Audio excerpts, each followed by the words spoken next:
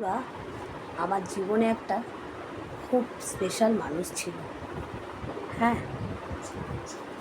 সে আছে এখনও, কিন্তু তার সাথে ছোট থেকে বড় হওয়া সব কিছু, তার সাথে একবেলা রাগ হতো, কথা শুনতাম না, সব কিছু করতাম, কিন্তু তাকে জানো পয়সা দিয়ে কিন্তু কেনা যায় না। এটা একটা কথা জিনিস ভাবো, পয়সা দিয়ে কেনা যায় না, কিন্তু তোমার রাগ অভিমান সব কিছু ভাঙাবে। দিনের শেষে না তোমাকে জড়িয়ে ধরবে, মাথায় হাত বোলাবে, রাগ অভিমান করলে জিজ্ঞাসা করবে খাবি কি করবি, সব কিছু বলবে।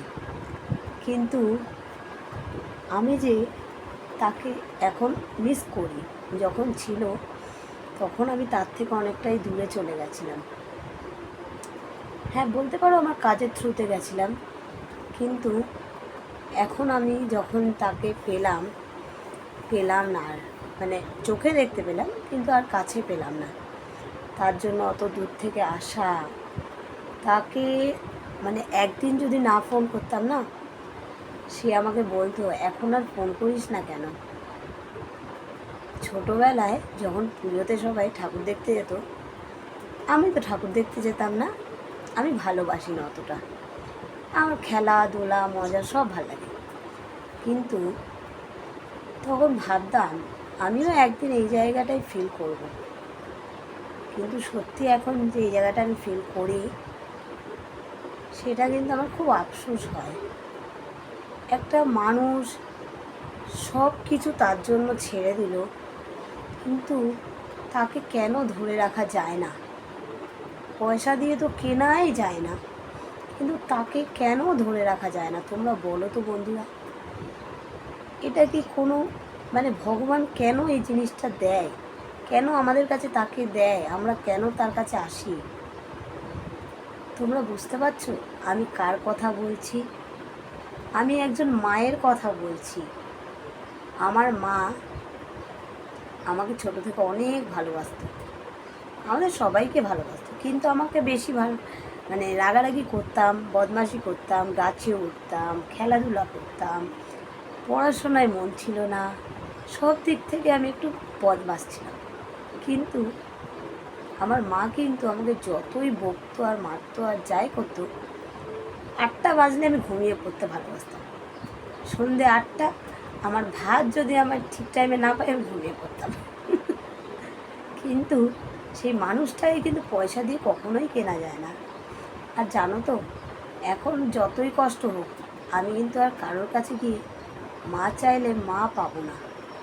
আর আমি এখন যেই জায়গাটায় ফিল করছি একটা মা হয়ে, আমি তো তখন আমার মাকে কত জ্বালিয়েছি, কিন্তু এখন দেখো আমার ছেলে আমাকে জ্বালালে আমারও রাগ অভিমান সব কিছু হয়।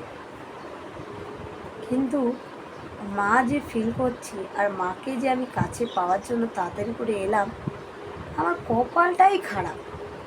নিজের মাকেও পেলাম না, আর মা আমাকে বড় করলো, সব দিল, মায়ের মমতা দিল, সব দিল, তাকেও আমি এক মুঠো হাতে ধরে রাখতে পারলাম না।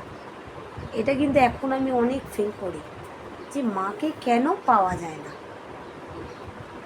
বউ গেলে কিন্তু সত্যি তুমি বউ পাবে, বাজারে অনেক বউ পাবে। হয়তো কেউ বলবে বাচ্চার জন্য বিয়ে করলাম, কেউ বলবে আমার পছন্দের জন্য বিয়ে করলাম, লাইফ চালানোর জন্য বিয়ে করলাম, মা কিন্তু আর পাবে না। তাই জন্য তোমাদের কাছে যার যার মা আছে, মাকে সব সময় কেয়ার করবে।